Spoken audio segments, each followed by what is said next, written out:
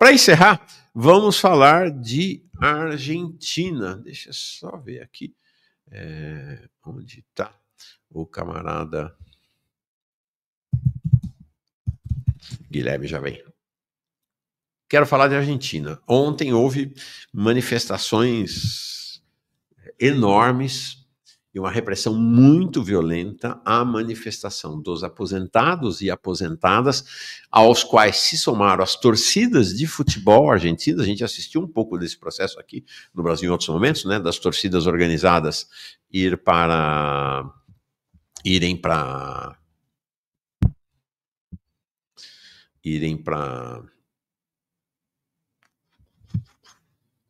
a luta, né? São Paulo, Minas Gerais, né? A gente já viu a torcida do Atlético, a torcida do Corinthians, a torcida do Palmeiras, várias torcidas indo para a luta.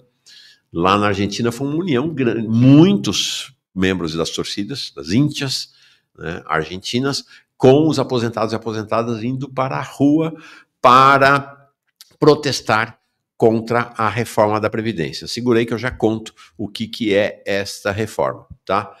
150 presos e uma coisa de uma violência inaudita, efetivamente, da polícia argentina na defesa da reforma do governo Milei. Hoje, aquele que é um dos principais líderes da esquerda argentina, o Juan Grabois, conheci o Juan Grabois, quando lembra-se que ele visitou Lula na cadeia, ele apareceu lá de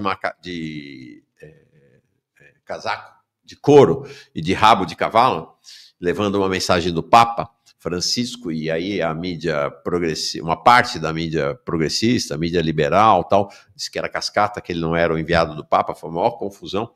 Eu estava no meio dessa confusão, por sinal, e falei, não, ele é o enviado do Papa. Não, quem representa o Papa é o núncio, né? O pessoal achava que o Francisco ia se submeter a isso. Mas, enfim, ele é muito ligado ao Papa Francisco e é alguém da esquerda, ele, inclusive tentou ser candidato à presidência, disputou internamente lá nos peronistas, Juan Grabois. Repito, derrotar esta caterva de filhos da puta é uma obrigação moral e social. O medo contagia, mas a coragem também, né? E aí a imagem dessa senhora enfrentando os brucutus da polícia argentina. Os vídeos são muito impressionantes efetivamente, né, da repressão. E, né, da luta. Um vídeo da Spam TV. Um abraço ao camarada Takahashi, à frente da Spam TV aqui no Brasil.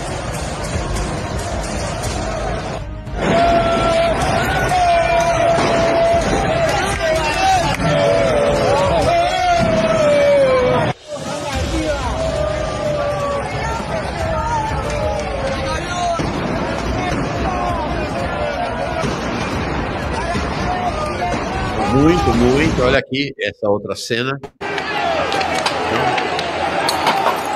Não tem essa não, foi pra cima. Foi pra cima.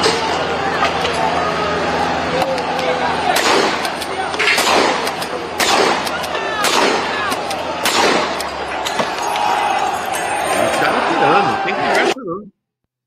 Não tem conversa não. Isso aí, evidente que essa linha de frente aí são os torcedores, né?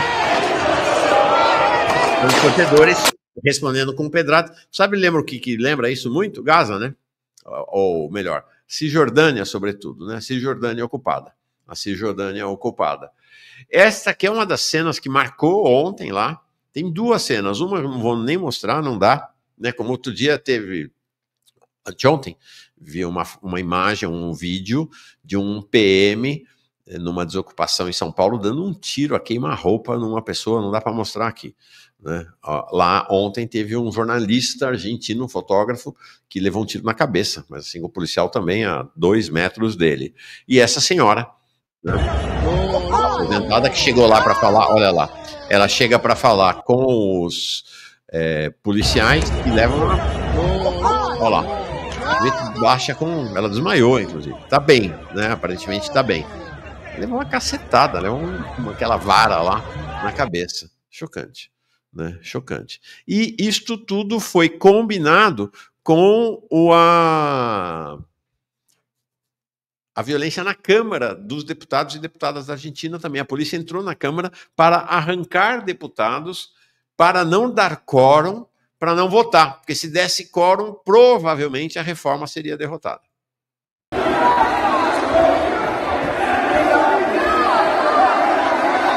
quórum! Levantaron por la fuerza a los diputados para que no tengamos quórum y levantar la sesión. Aí.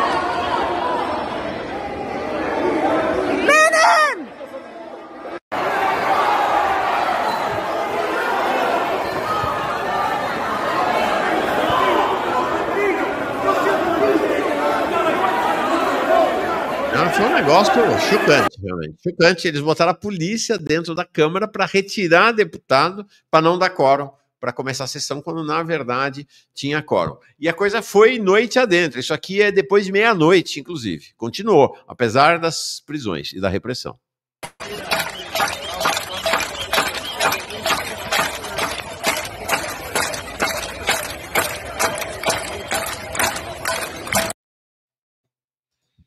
A coisa foi longe. A coisa efetivamente foi longe. Batalha, luta dos argentinos e argentinas, realmente é uma longa tradição de luta do povo argentino, né? Realmente é uma longa tradição de luta do povo argentino. Então, muito forte, efetivamente. Bom, o que está acontecendo na Argentina? Por que estourou? Estourou esta rebelião lá na Argentina, porque agora, em 23 de março, daqui a 10 dias, portanto, tá, entra em vigor uma lei que é uma porrada. É uma porrada nos trabalhadores e trabalhadoras argentinos.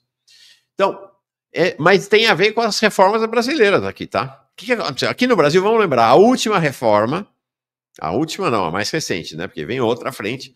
Eu vou mostrar daqui a pouquinho o Seron, o secretário do Tesouro, anunciando que vem mais pela frente, né? Vem mais. Uma das chaves da última reforma do governo Bolsonaro aqui foi a elevação do tempo mínimo de contribuição para dificultar a aposentadoria. Então, no caso dos homens aqui no Brasil, ela subiu de 15 para 20 anos. Então, a idade mínima para aposentadoria subiu para 65 e o tempo é uma combinação, né? Não basta ter 65. Então, tem um tempo de contribuição, que era 15, foi para 20. No caso das mulheres, 62 e 15 anos, em 2031 é que isso vai estar totalmente vigente no caso das mulheres. O que acontece? Com a precarização cada vez maior das condições de trabalho, você não está... Conseguir esse tempo de contribuição vai ficando impossível. Você não está empregado, você não tem carteira assinada. Ou você não tem dinheiro para fazer a sua contribuição voluntária para o INSS aqui, para o Instituto de Seguridade lá. Então você não consegue chegar no tempo de contribuição. E aí você não consegue se aposentar. E aí o que acontece aqui no Brasil? Por que o BPC cresce tanto? Por que é tão cruel essa postura do governo Lula? Porque as pessoas não estão conseguindo se aposentar, porque não conseguem alcançar esta dupla condição, no caso dos homens, 65 anos e 20 anos de contribuição, e aí não se aposenta. E aí sobra para elas o BPC. Para os mais pobres, sobra o BPC. E aí o governo vem e corta o BPC, né? Faz pente fino em cima do BPC, como a gente viu aqui mais cedo. Lá na Argentina, tá pior ainda, mas é o que vai chegar aqui. Anota aí, neste governo Lula, no próximo governo Lula, ou qualquer que seja o próximo governo, vai chegar nisso. A não ser que haja uma rebelião, como a rebelião argentina, né? Lá existe, quem não tiver completado 30 anos de contribuição, aqui é 20, lá é 30 anos de contribuição, até o próximo dia 23 de março, automaticamente perde o direito à aposentadoria. Todo mundo perdeu. Não é que se ela tiver 30 anos de contribuição daqui a um ano, não, acabou. E aí as pessoas serão encaminhadas para o BPC deles, que é a Pensão Universal para o Adulto Maior, PUAM.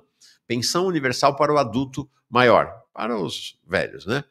tá? Mas apenas para quem comprovar a situação de vulnerabilidade econômica, e aí tome pente fino pela frente também.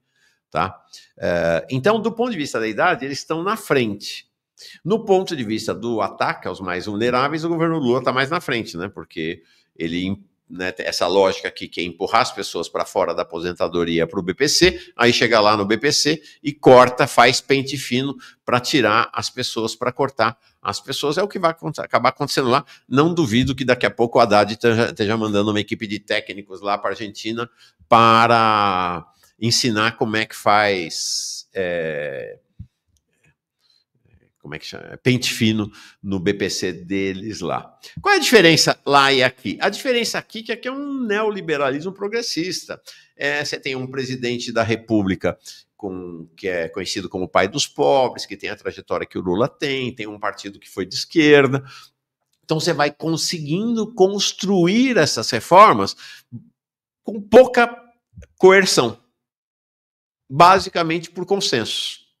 Na Argentina não, né? Na Argentina é um governo de extrema-direita, então não tem consenso.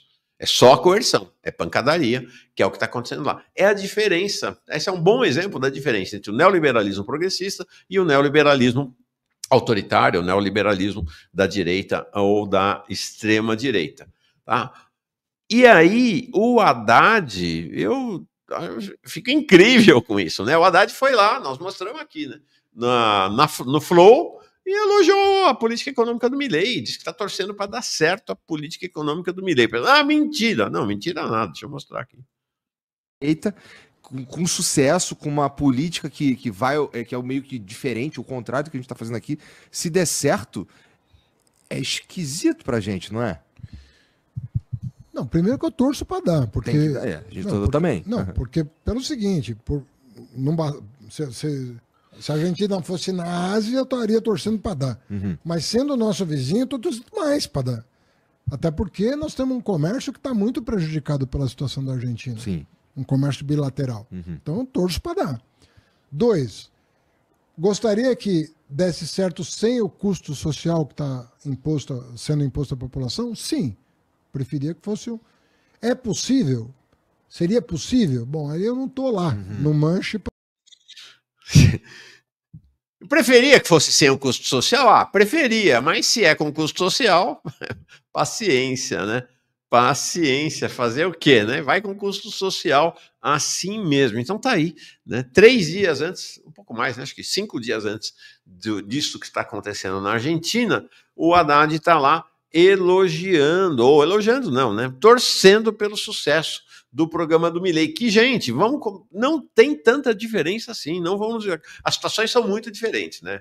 Lá eles não têm praticamente moeda própria, eles não têm reserva internacional, são outras condições. Mas do ponto de vista da lógica neoliberal, é a mesma lógica. Amanhã a gente traz aqui a Denise Gentil para falar exatamente dessa questão da aposentadoria, né? Não poderia ser mais adequado. Né? E aí, um dos braços direitos do Haddad, que é o secretário do Tesouro, o Seron, como eu digo, Rogério Seron, ou Sinceron, com ele não tem conversa, ele fala mesmo aquilo que qual é o projeto deles, teve no canal da revista Exame, nessa revista liberal, neoliberal, né, para dar uma longa entrevista, uma entrevista de 1 hora praticamente, e lá ele falou sobre Previdência e avisou, vai ter que ter nova reforma. Vou mostrar 1 segundo, amanhã a gente mostra inteiro. As despesas no ano passado não cresceram? Deixa eu Esse ver. ano... 8,5%, 8,6%. Aí ele vai fazer a defesa, tal, bom. E aí é uma coisa que a sociedade precisa parar para pensar se isso está adequado ou não. Tem várias discussões importantes sobre os 2 tipos de benefícios, né? Tanto do BPC idoso... eu não vou avançar nisso, hoje a gente está sem tempo e é um pouquinho mais longo, mas basicamente o que ele está dizendo é o seguinte, primeiro ele está se parabenizando, se autocongratulando pelo sucesso deles, pelo sucesso do governo em cortar os gastos para o povo brasileiro, o chamado orçamento primário. Um negócio impressionante isso. E depois ele vai dizer isso, não tem conversa, vai ter nova reforma da Previdência.